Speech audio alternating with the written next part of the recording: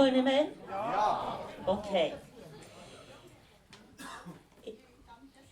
Very welcome to all the speakers and the public.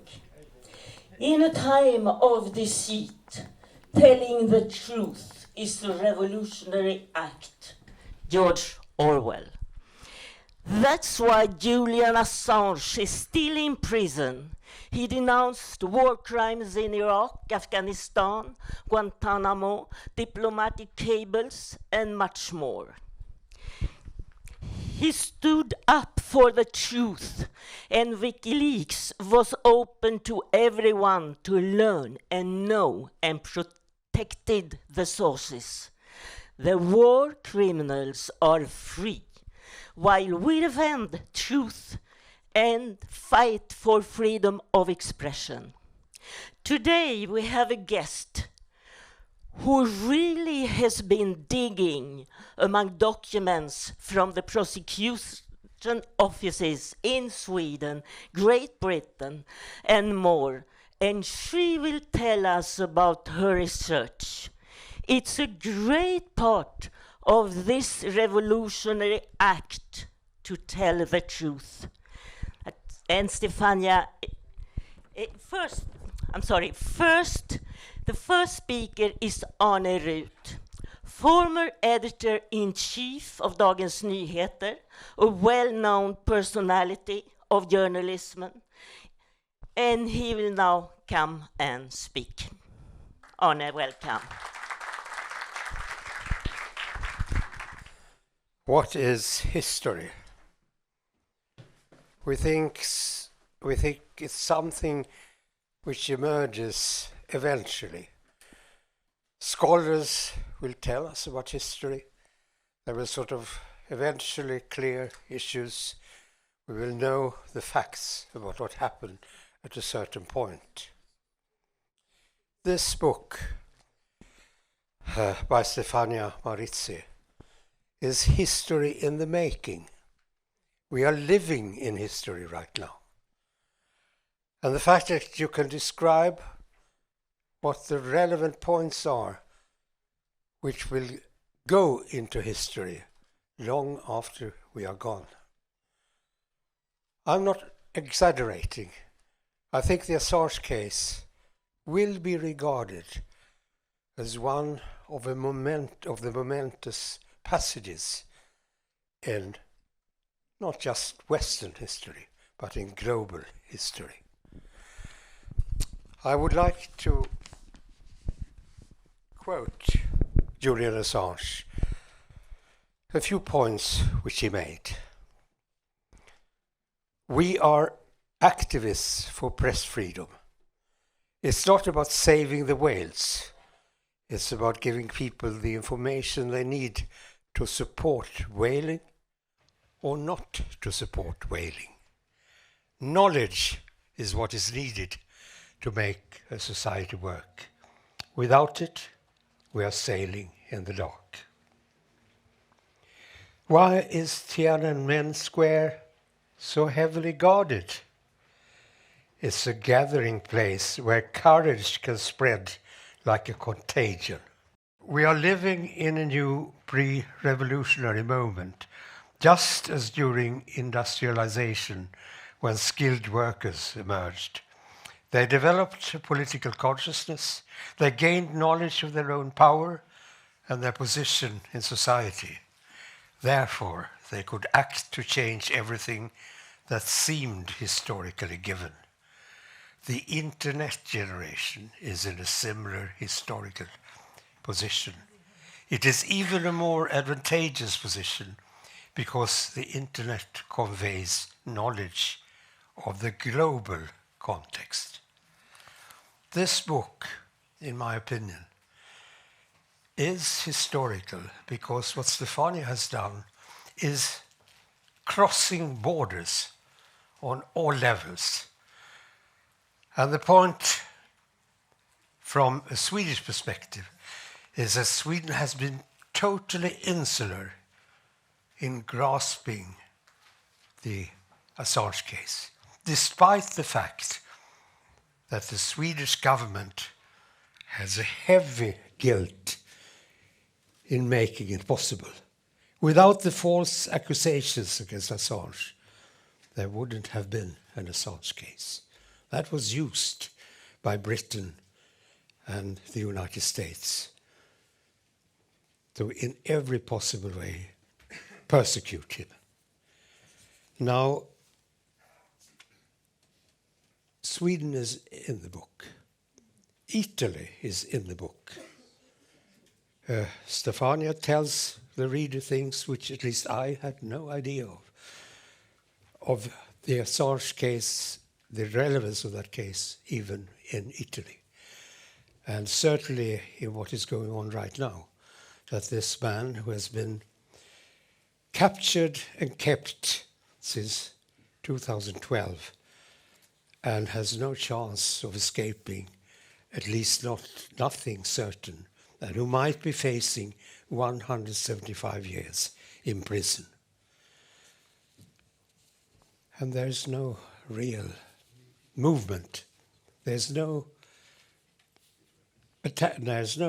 activity which is in relation to the global dimension of it. Various countries have their own activities, and there are, of course, here in Sweden, people who are fully aware of it, but reaching the governmental level seems to be almost impossible everywhere. And that's the problem of what is termed journalism. Now, in November, newspapers of significance, the New York Times, the El País, Le Monde, Der Spiegel, and The Guardian published an open letter in the Assange case, which took a strong stand against extraditing him to the United States. They supported him, so to speak, from a legal perspective now, that he should be saved from the 175 years in prison. That's very good. But it's hypocrisy, because these 5 newspapers never acted after he had given them access to the facts, and that was a starting point of persecuting him. But these newspapers, in the meantime, didn't support him. It comes now, when it's almost too late. I discovered the Assange case, I would say, thanks to Stefania. And the reason was that I read the legal documents, the Swedish legal documents. And there is one passage in these legal documents, which is a letter, and I guess a sort of email, from someone who isn't named, who represents the British legal authority, to Marianne, the prosecutor, who was the real actress in setting the snowball in roll, who persecuted him and who refused to go to Britain to making a formal interrogation of him. Now, it says like this: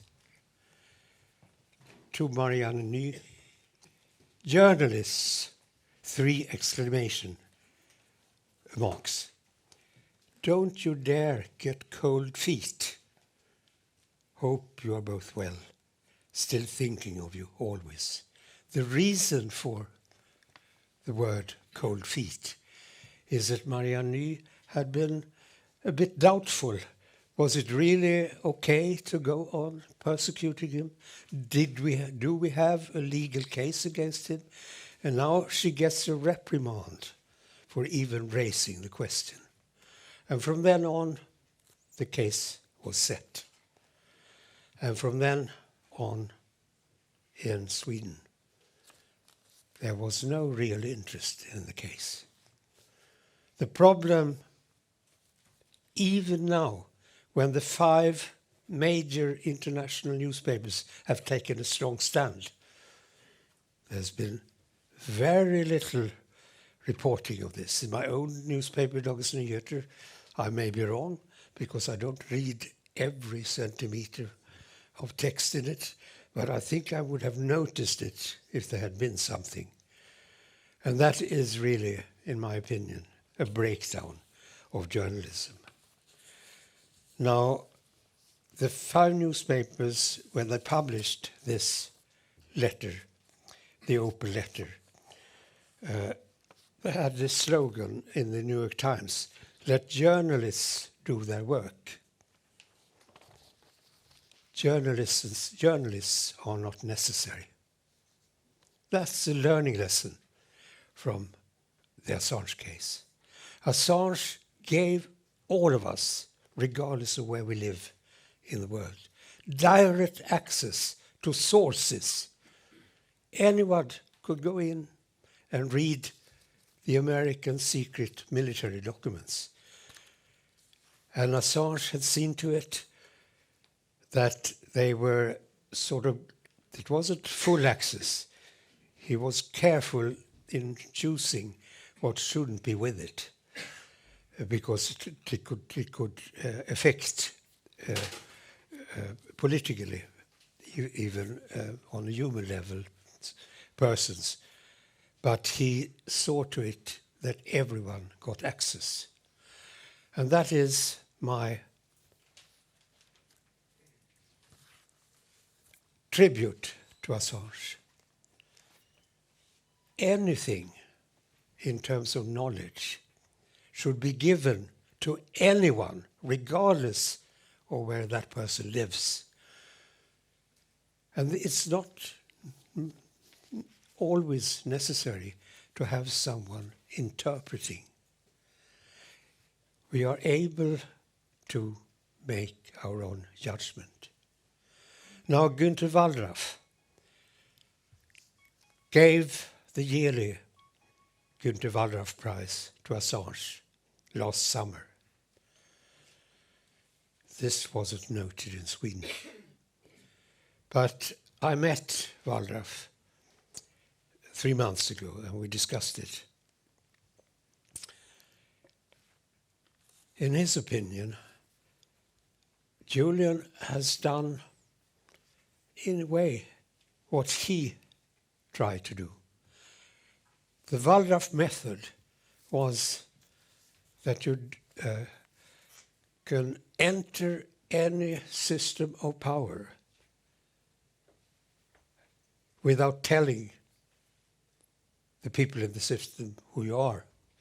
And then you can report how the system works from the inside. He eliminates the sources because he can observe what is happening and tell the direct story of what he sees. And that is, in my opinion, exactly what Julian has done. Thank you.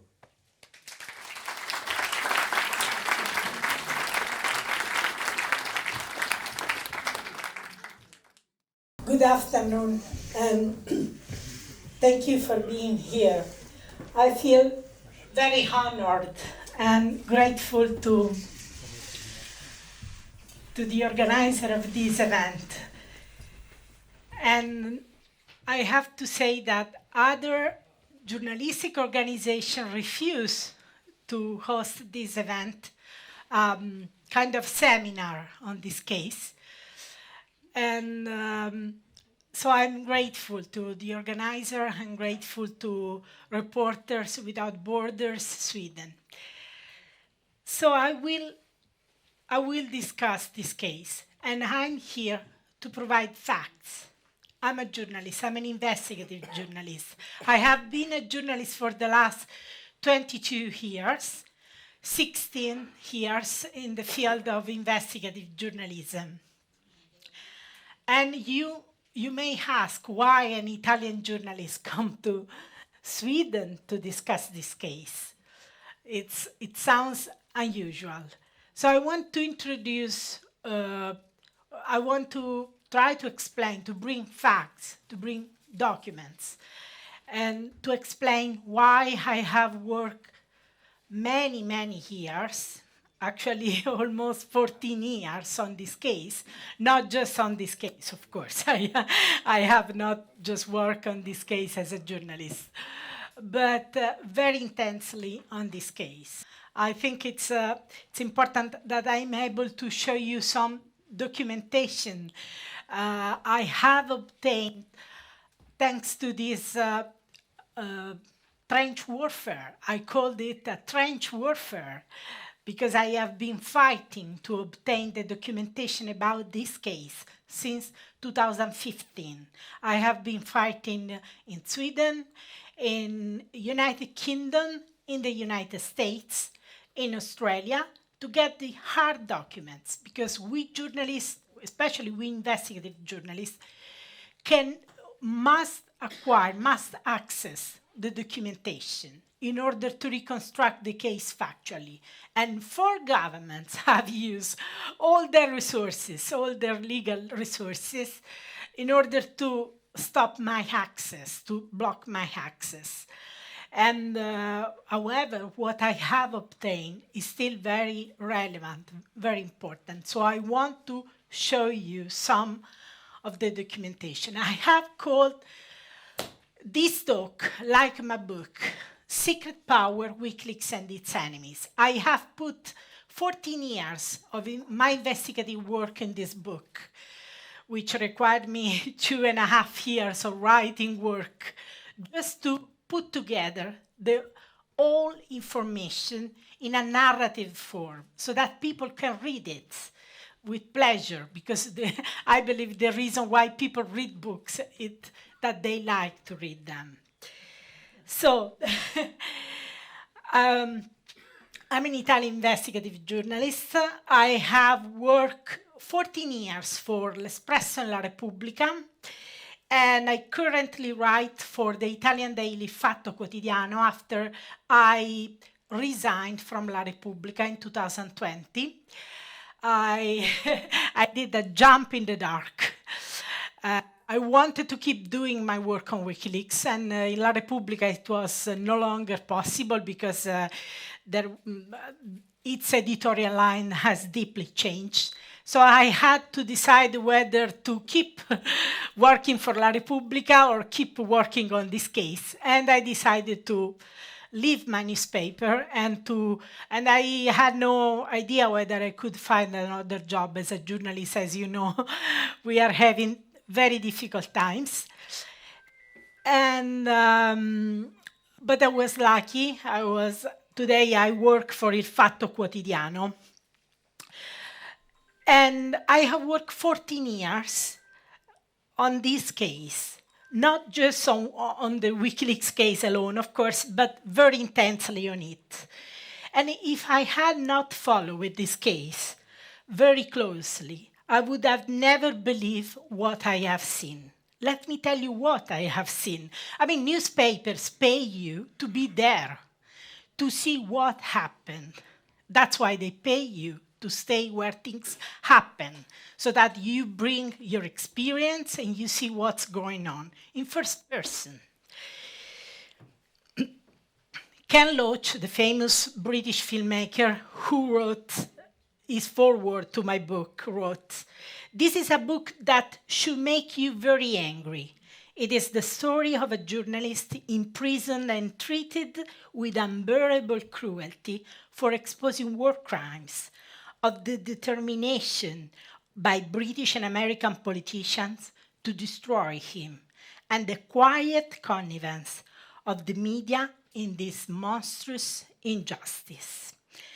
And this case goes beyond Julian Assange. It doesn't really matter what you think about Julian Assange as a person. It goes beyond. It is the battle for a journalism that shed light on the highest level of power. I call this level secret power, but it's nothing conspiratorial. I could use the word military intelligence complex, military industrial complex, as President Eisenhower famously said. The hurt is CIA, NSA, the Pentagon, but of course there is more than these agencies. There are the diplomacy, and there are the, the media, and in our democracies, especially in European democracies, people, ordinary people, usually doesn't even perceive as relevant to his everyday life. People say, well, I'm a humble teacher in Stockholm. Why I should care about the military-industrial complex? What's its influence on my life as an ordinary citizen? You know, I focus on the visible power, the power that discuss my pensions, my job, my education. And yet, this level of power has deeply influenced our lives as ordinary citizens.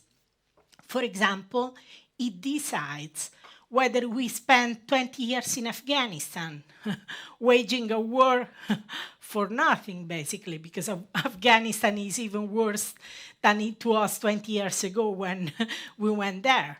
While we don't have the money for hospitals, we don't have the money for pensions. This is what's happening in my country, for example. We have our health system collapsing, but we spent 20 years in Afghanistan and spent almost 9 billion euros. 53 people died, 700 people were injured. For what? For what? Afghanistan is worse than it was, you know? So the ordinary citizen has no control on this level of power, or what I call secret power, the highest level, where the state body moves, the intelligence services, armies, diplomacy moves. The ordinary citizen has no control because she has no access to the restricted information on how this power operates. It's shielded by a thick layer of secrecy, state secrecy. But for the first time in history, WikiLeaks has ripped a gaping hole on the secret power, giving billions of people systematic and unrestricted access to enormous archives of classified documents, revealing how our governments behave when completely shielded from public and media scrutiny. They prepare wars or commit atrocities. The US secret files, for which Julian Assange risks spending 175 years in prison, are among the most important pieces of journalism of all time, the Afghan war logs. These are the documents for which he risks 175 years. The Afghan war logs, the Iraq war logs, the US diplomacy cables, the Guantanamo files. If you read this indictment, you see these documents are the reason why he risked 175 years in prison. What they have allowed to reveal? They have allowed to revealing the true face of the wars in Afghanistan and Iraq. They have permitted exposing war crimes, like those depicted in the video, in the collateral murder video. They have allowed revealing 15,000 civilian victims in Iraq, never counted before. And you say, well, we had hundreds of thousands of civilian victims, 15,000 more, 15,000 left. Well, for a father or a mother, these are just not statistics, you know? They have allowed revealing crucial information on the Guantanamo detainees, not just the military task force operating the detention camp, but also on detainees kept in that unique hell, which is Guantanamo. They have allowed revealing important information on the deeply inhumane drone war, in which individuals are assassinated on the basis of secret information which no one knows and no one can challenge. They have allowed revealing pressures on authorities, including pressure on Italian authorities, to grant impunity to the CIA agents responsible for kidnapping an individual in the middle of the day in Milan, as if he was in Chile's Pinochet. Let me tell you, I'm very proud of my country. It was the only country which was able to identify the CIA agents, to charge them, to put them on trial in absentia, because of course they had left Italy, and to obtain final sentences for all of them. The only country in the world. I was very proud, and we had these American journalists coming to Italy, try to understand how this kidnapping work, how prosecutors were finding about these kidnappings. However, none of them spent a day in prison. None of them. They got complete impunity, absolute impunity. Of course, we could imagine pressure on our politicians. The Americans didn't put pressure on the judges and the prosecutors because they write in these documents, the US diplomacy cables, the Italian prosecutors are fiercely independent, so they had no way to stop the investigation, to stop the prosecutors, to stop the judges. So what did they do? They put pressure on the politicians, and it worked. 6 justice ministers refused to forward the arrest warrant to the US. So at the end of the day, Italy, the only country in the world which had basically obtained a final sentence for all CIA and intelligence people responsible for kidnapping this human being in Milan in the middle of the day, basically Italy ended up condemned by the European Court of Human Rights for granting them impunity. It was a really absurd thing. All these facts were public, well known. However, even if we could imagine pressure on our politicians, we could have never ever obtained evidence. And we got this evidence only thanks to the WikiLeaks cables, which reported the full conversation with our politicians, telling you should not forward these request arrests because nothing would ruin our bilateral relationships between Italy and the United States than forwarding this arrest warrant. And our politicians complied, all of them, both conservative and progressive. So we got evidence. Finally, we got evidence. We just didn't have an educated guess. We got evidence only thanks to these secret documents, the US diplomacy cables, in which secrecy is not used to protect citizens. You know, I have spent more than 10 years revealing state secrets, violating state secrets. However, I acknowledge that there are some secrets which are fully legitimate. Not all secrets are alike. The secrets which are intended to protect our security, the secrets which protect the security measure of a power plant, of an airport, or a train station, those are perfectly legitimate secrets.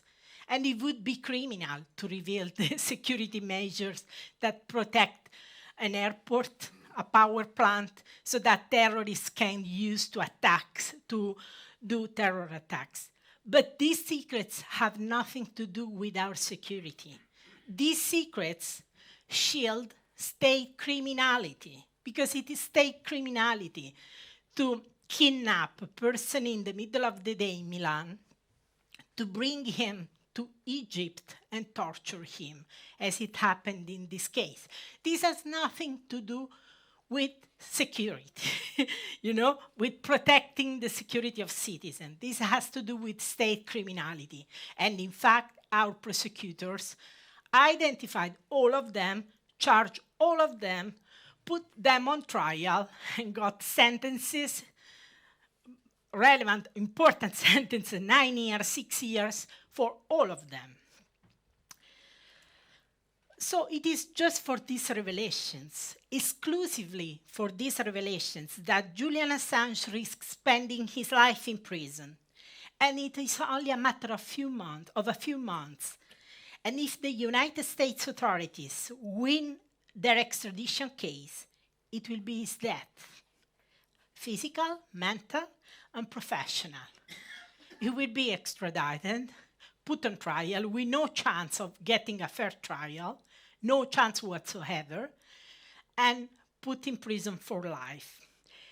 I think no case better than this one exemplifies the upside-down world we live in, where the war criminals exposed by WikiLeaks are free as the air, and they sleep at home with their families peacefully in their beds, while the journalists who have the courage and integrity to expose them have never known freedom and sleep in a high-security prison in London. This is an upside-down world.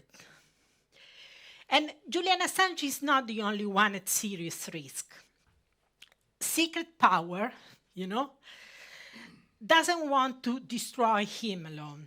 He wants to destroy him, the WikiLeaks journalists, because of course he hasn't done all alone. It's a media organization. It's not just Julian Assange WikiLeaks. But at the end of the day, secret power wants to kill the revolution unleashed by WikiLeaks. And yet, if there is any journalism worth practicing, it is precisely the journalism that reveals abuse at the highest level of powers.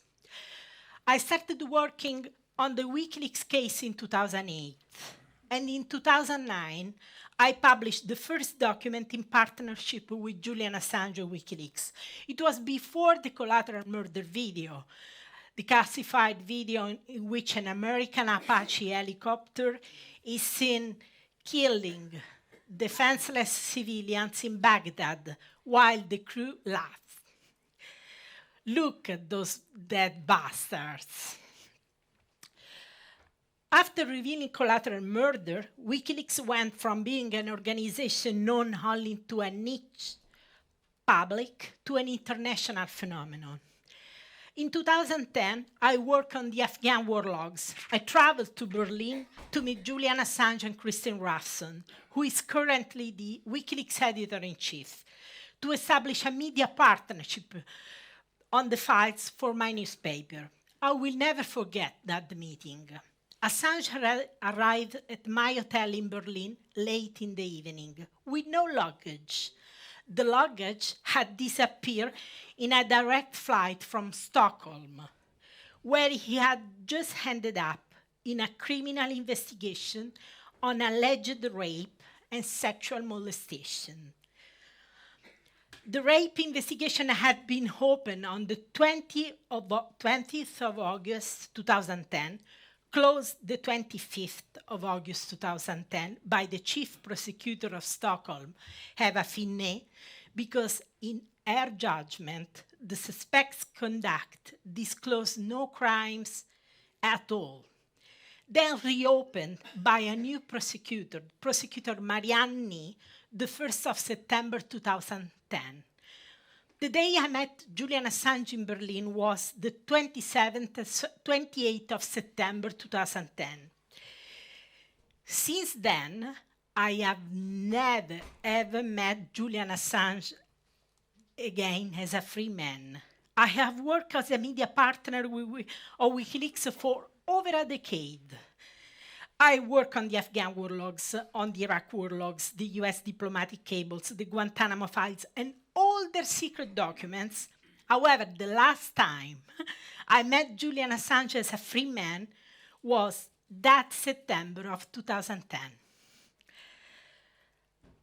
In all my other meetings with him in the last decade took place either with him under house arrest or confined in the Ecuadorian embassy. And now is in Britain's harshest prison, Belmarsh, the harshest prison in the United Kingdom with dangerous terrorists, dangerous criminals. In 2015, after he had already spent 5 years arbitrarily detained. Look, it is not my judgment that it was arbitrarily detained. It is the assessment of the UN Working Group on Arbitrary Detention, which is a highly reputable UN body. It's the body in charge of establishing who is arbitrarily detained and who is not. It's not my judgment. It's their judgment. So in 2015, after he had already spent 5 years arbitrarily detained, I decided to start a Freedom of Information back tool to access the full documentation on Julian Assange and the WikiLeaks journalists to reconstruct the case factually, as journalists should do. Immediately after I filed my FOI request, it's very easy. You send an email to the authorities and you ask, I want these documents. Please provide this. Sending this request, filing this request is very easy. But of course, it doesn't work that you ask for the documents and you got them. You ask for them and you don't got them. But in this case, they released me a few documents, just 226 pages, but they were crucial. They allowed learning the answer to one of the key questions around the Swedish case. Why did Swedish prosecutor Marianne Ny, who reopened the rape case, refuse to question Julian Assange in London for 6 years? She waited 6 years. Assange had never refused to be questioned on rape and sexual molestation. Actually, he had been questioned on sexual molestation on the 30th of August 2010, when the prosecutor Eva Finet had already closed the rape investigation, and he had never refused to be questioned on the rape allegation. I have the documentation. I have the agreed facts between the two parts, the prosecution and the Julian Assange defense, before the UK Supreme Court. I have the letters from Ecuador when he asked for refuge and asylum to Ecuador. So the letter from the Ecuadorian authorities to the Swedish authorities telling, please come here in the embassy to question him. And the Swedish authorities didn't even care to reply to them. I obtained this documentation not from the Assange defense. I don't rely on the Assange defense for this documentation because they could give me whatever they want. They could cherry pick. I obtained this documentation from the prosecution, from the Swedish foreign minister, from the UK authorities after years of litigation. So he had not refused to be questioned on the rape and sexual molestation allegation. He had refused to be extradited to Sweden simply for questioning.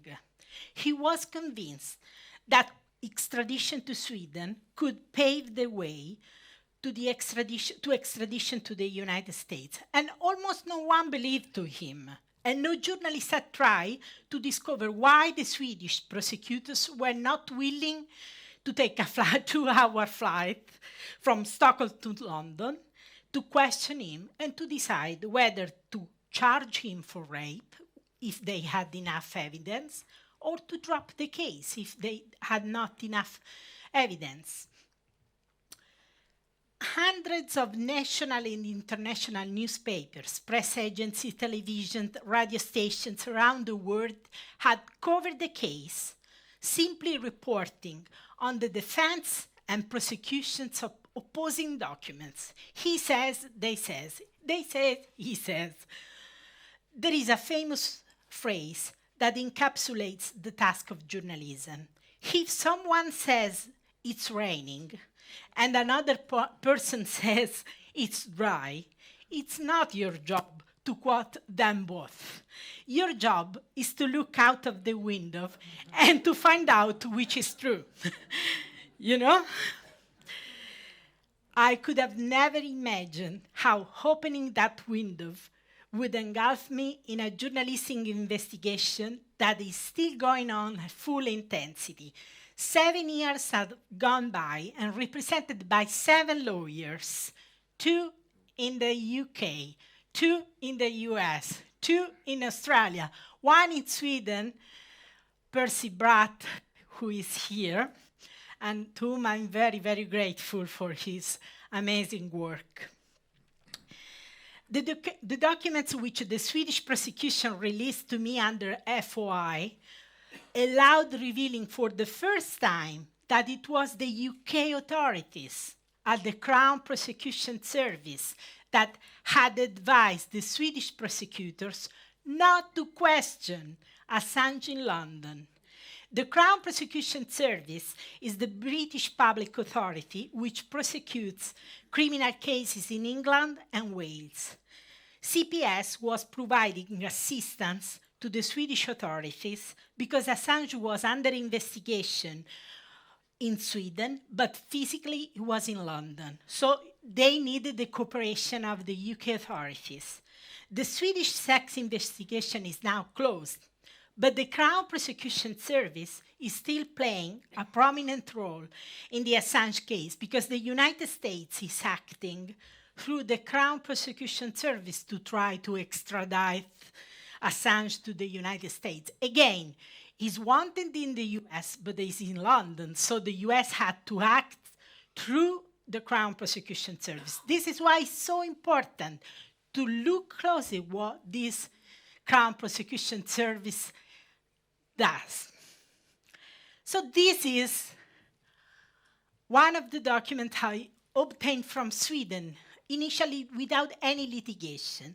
And here, the Crown Prosecution Service tell Marianne, my earlier advice remains that in my view, it would not be prudent for the Swedish authorities to interview the defendant in the UK. Such an interview would need to be pursuant to a letter of request. So they advise not to question him.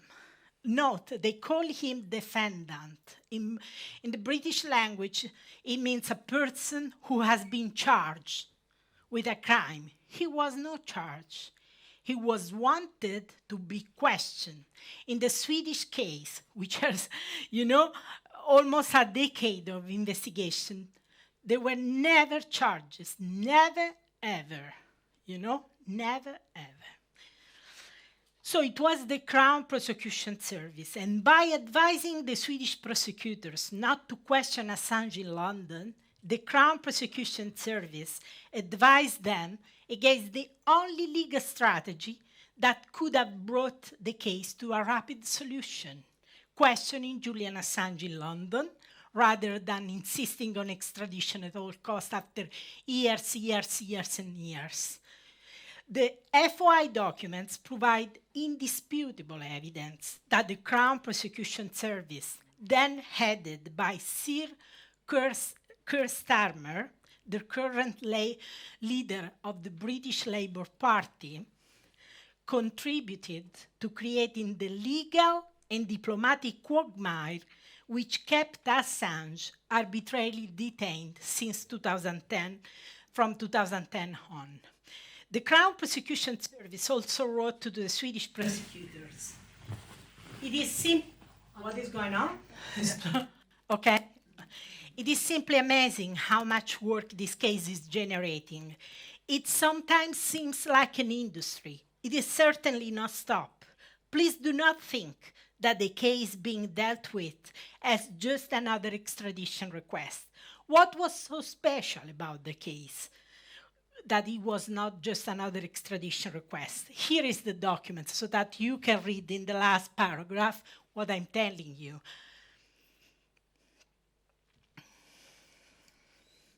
After receiving this documentation from the Swedish authorities at the Swedish Prosecution Authority, I immediately submitted an FOI request to the Crown Prosecution Service in London, asking for the full correspondence on the Assange case with with the Swedish authorities, with the US authorities, with the Ecuadorian authorities, full correspondence between 2010 and 2015, because I started this in 2015. CPS rejected my request, and I sued them. I sued them. I paid with my own money. No, my newspaper at that time, La Repubblica, was not willing to support me. Initially, I paid myself. When I reached 6,000 euros in legal fees, I said, I cannot go ahead. I had a modest salary. So I had to look for a grant for investigative journalism to try to pay the legal fees. Consider I'm doing this work completely for free, just to unearth the truth, because no one had done it. A man has remained 12 years without, working as a free man, and no journalist had tried to get this documentation. So someone has to do the hard work of looking for the truths, unearthing the truth. So after I sued them, the CPS released me a few hundred pages, almost completely redacted. However, some of them contained important revelations, such as the fact that in 2012, when Julian had basically asked for asylum to Ecuador and took refuge in the embassy, the UK Crown Prosecution Service wrote to Mariani, journalists, don't you get cold feet, because the press report reported that maybe Sweden could drop the case. And the Crown Prosecution Service wrote to her, don't you dare get cold feet. And you ask yourself, why a British authorities is interested in a Swedish sex case to tell them, don't you dare get cold feet. Here it is. Don't you dare get, this is the original document I have obtained. Another crucial revelation emerged from the documents released to me by the Crown Prosecution Service after I sued them, is the revelation that in 2013, even the Swedish authorities began to question the dead end they had ended up at the advice of the British authorities by insisting on extradition at all costs. So they realized after 3 years that there was no chance whatsoever to extradite him. So why to go ahead this way in an unproductive way? In October 2013, the Swedish prosecutors considered closing the extradition proceedings and revoking the European arrest warrant, writing this email, Mariani, to the Crown Prosecution Service. You don't see the recipients, but if you read the threads, you understand, you can deduct that this email was sent by Mariani to the Crown Prosecution Service. And she writes, there is a demand in Swedish law for coercive measures to be proportionate. The time passing, the costs, and how severe the crime is to be taken into account, together with the intrusion or detriment to the suspect. Against this background, we have found us to be obliged to consider to lift the detention order, court order, and to withdraw the European arrest warrant. If so, this should be done in a couple of weeks.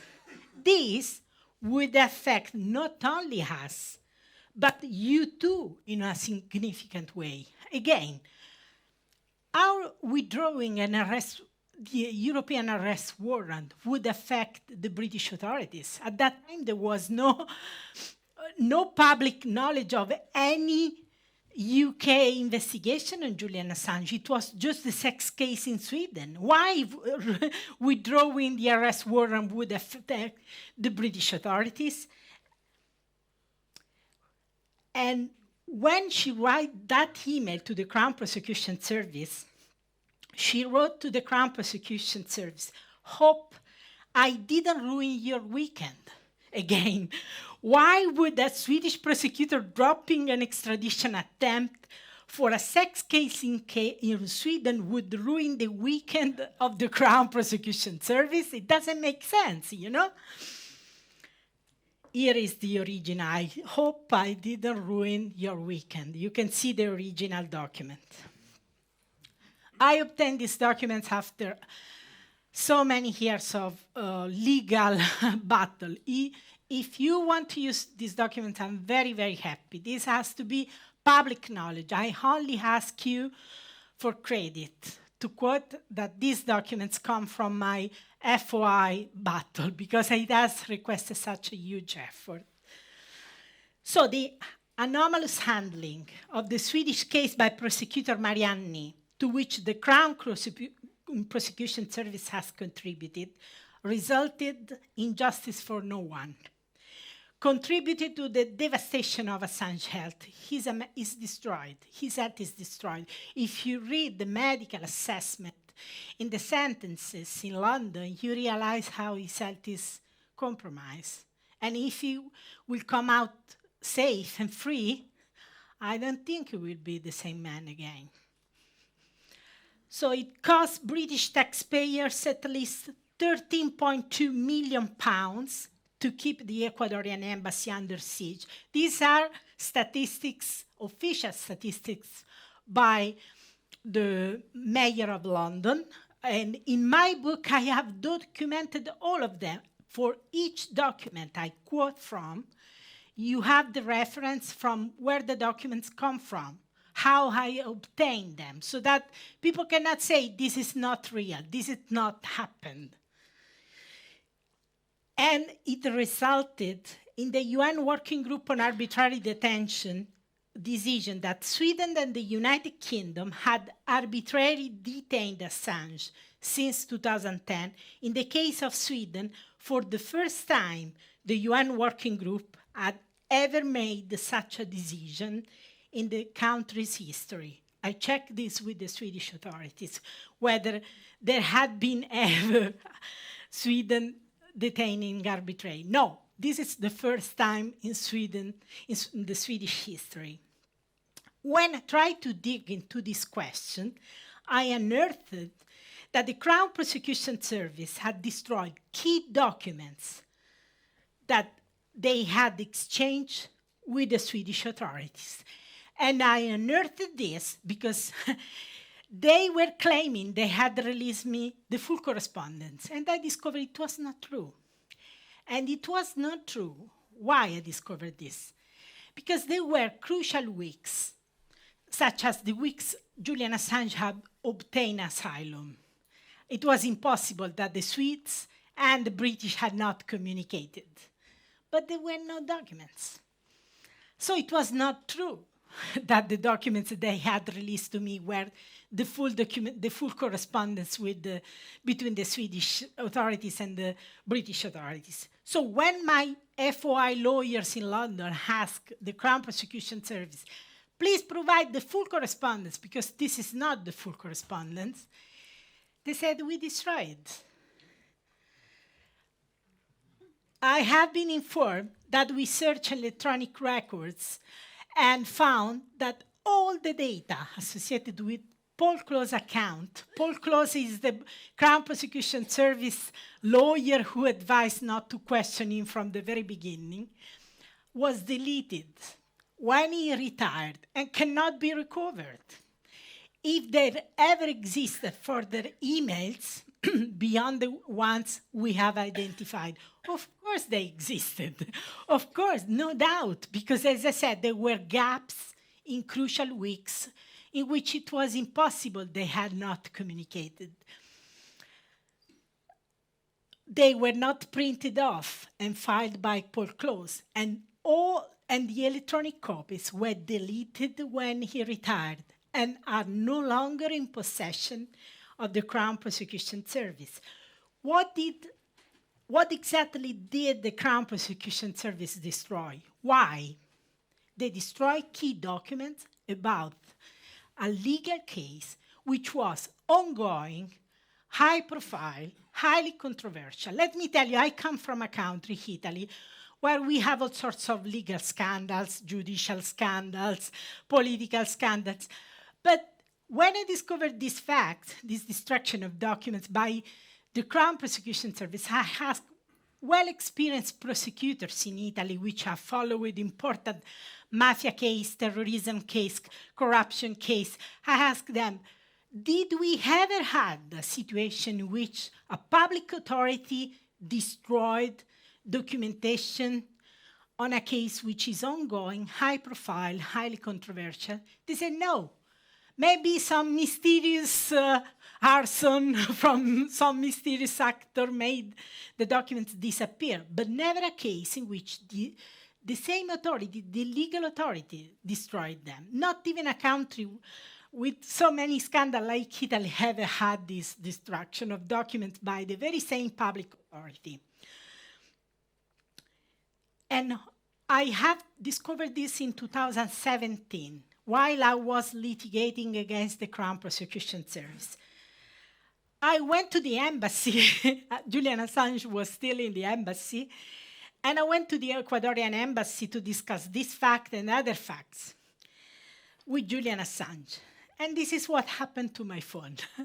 While we were talking in the conference room, someone accessed my backpack, opened it, accessed all my devices, opened my phone in two, extracted the SIM card, and took this picture. Fortunately, they took this picture, so we have evidence. They were idiots enough to take pictures, so we have evidence, and I filed a criminal case, a criminal complaint about this case, which is ongoing in Spain, because allegedly, we don't know who did it.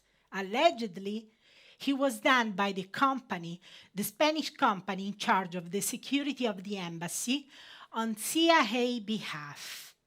Allegedly. There is this ongoing investigation, and I filed this criminal complaint because this is what happened to my phone. Secretly, we discovered 2 years later.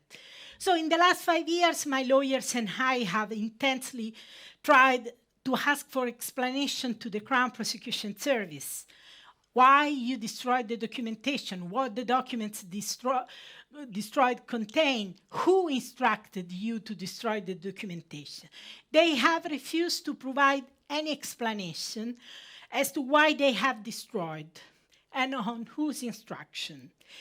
They claim the documents were destroyed in 2014 when Keir Starmer had already left the Crown Prosecution Service because Keir Starmer left in 2013. They claim they did it in 2014, but we have that's their version of the facts. And they have no clue, apparently, on what was lost once they destroyed the documentation. And they were never able to bring a shred of written policy that the destruction was perfectly legal. Quite the opposite. They produced the Crown Prosecution Service Record Management Manual, which states that the general correspondence relating to a criminal case file should be retained for 5 years from the date of most recent correspondence. So 6 years after I discovered the destruction, I'm still fighting, pressing them, obsessing them legally to get any explanation. After I discovered the destruction of correspondence by the UK authorities, I thought, well, if they destroyed, the Swedish authorities should have it, because it was correspondence between them. So if one party destroyed it, the other side should have it. So we asked for the correspondence to the Swedish Prosecution Authority. And my lawyer, Swedish lawyer, knows how we have been fighting hard to get this correspondence. Neither the Swedes nor the British have ever attempted to clarify how many pages of correspondence they had exchanged about Julian Assange. However, the British authorities did provide us with an estimate From 2010 to 2015, the Crown Prosecution Service and the Swedish authorities exchanged between 7,200 and 9,600 pages of correspondence on Julian Assange. This is, they say, I identified 24 files which contain correspondence with the Swedish prosecution authorities. They were and they said each file contained between 300 and 400 pages. So if you do the maths, you get that they exchange between 7,200 and 9,600 pages. However, the Swedish prosecution authority claims that this is not the case.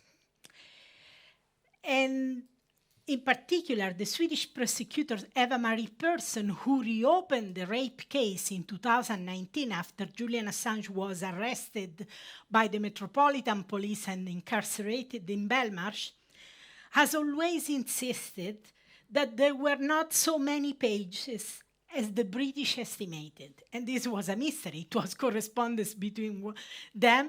If one party says they are thousand and thousand, why the other side say no, it's not true? I mean, so represented by two Swedish lawyers, Percy Bratt and Susanne Finnsalber, sorry for my horrific pronunciation, we appealed to the Swedish Administrative Court of Appeal, Kammarrätten, and to the Swedish Parliamentary Ombudsman, Justitieombudsmannen, to request an investigation into the discrepancy between what the British authority told us and what the Swedish prosecution denied. Both the Swedish Administrative Court of Appeal and the Swedish Parliamentary Ombudsman rejected our appeals. And then my lawyers will explain you the technical, legal aspects. He's the lawyer. The Parliamentary Ombudsman, Mr. Per Lennerbrand, rejected our request without any explanation for his refusal. Here you can see. Last week, so for the last 6 years, we had this situation. The British authorities at the Crown Prosecution Service had told us that they had destroyed the correspondence, and the correspondence amounted to 7,200, 9,600 between 2010 and 2015. And the Swedish authorities at the Crown Prosecution Service were telling us, no, this is not true, this is not what happened. So what happened? The Crown Prosecution Service was standing their version of the fact. They had stated it before the judge. And I wrote an email to Eva-Marie Persson, to the Swedish prosecutor. Are you telling me that these people lied to the judge? I will go to the end of the world to discover what happened to these documents. And for 6 years, I appeal, represented by my prominent lawyer, Swedish lawyer, Percy Bratt. But no chance, no dice. We had no explanation. However, last week, during our latest FOI litigation in London, the Crown Prosecution Service finally revealed what really happened. The Swedish Prosecution Authority destroyed a substantial proportion of this material. So now we know that both sides destroyed the documentation. Both the UK Crown Prosecution Service and the Swedish authorities. I wonder why the Swedish authorities had not clarified it before. Considering we have asked so many times, we have appealed, we went to the Parliamentary Ombudsman. Why not to tell us? This is the Crown Prosecution Service. This is the head of extradition who clarified this. And you can see, in fact, the SPA, the Swedish Prosecution Authority, appears to have previously deleted a substantial proportion of this material. So now we know that even the Swedish Prosecution Service destroyed this document. So, documentation released to us under FOI provide evidence that at least in one email exchange with the Crown Prosecution Service, Marianne Ni referred to the possibility of destroying documents. In 2012, the Swedish television station TV4 obtained a potentially embarrassing email, which according to the British and the Swedish authorities was just a joke. Marianne Ni wrote in an email, "Even better if it had been deleted immediately after reading." In another email, her associate wrote, "Marianne Ni and I file all Assange-related emails in special folders, not available or traceable to anybody but ourselves." In another email, you can see here. Here is the original documents. In March 2017, Marianne Ni did delete at least one email received from the FBI. She admitted this publicly. In this case, she admitted this publicly. 2017, March, those were crucial months where we would later discover that the CIA in those months had plans to kill or kidnap Julian Assange, leaving the door of the embassy open with the complicity, of course, of the company inside, and getting someone kidnapping him in the middle of the night. So the Swedish Marianne Ni admitted she had destroyed that email. The Swedish Administrative Court of Appeal confirmed me that the email message came from an executive of the FBI and that it had reached a chief prosecutor's first at the end of March 2007, precisely in the months the CIA was furious about Julian Assange because WikiLeaks has started revealing CIA documents on the system to penetrate computers and telephones, the so-called Vault 7. I work on them. I remember how tense it was. I was really scared to work on those documents, about secret documents about the CIA, really scared. So the Swedish Administrative Court of Appeal confirmed to me that the email message came from an executive of the FBI and that he had reached a chief prosecutor's first at the end of March 2017. The message concerned a request for information. The message was answered by referring to information available at the website of the prosecution authority, whereupon the message was destroyed. Again, this is the Administrative Court of Appeal confirming. The message was destroyed. So it is an official sentence by the Swedish Administrative Court of Appeal to which I had appealed. Again, why they destroyed the document? This document, this is official correspondence about a crucial case. Why they destroyed it? I mean, you wonder why they destroyed this documentation. What the documentation contain exactly? So, as Julian Assange's life hangs in balance, documents about his case are a matter of life and death. And this is why I'm here, to give you these facts. No one can deny these facts. I brought this kind of documentation to you. I wrote a book fully documenting all this, reconstructing all this rigorously. I'm a mathematician, so I like rigorous documenting the facts. And I have done this because I'm shocked. I'm shocked what I have seen in this case. I believe it's a massive scandal that a man who has revealed war crimes, who has revealed torture, has never known freedom again. Since 2010, he hasn't been able to walk in the street as a free man. And in a matter of few months, he could lose freedom forever and end up in prison for life. So I believe it's a massive scandal. And I have used my journalistic work to document this, to find this evidence which I have proposed. I'm here because never ever the Swedish media have ever reported on what I have unearthed. Never. At least some British reports were published on these facts, but I had never heard any Swedish journalists covering this. So I want to give you the facts.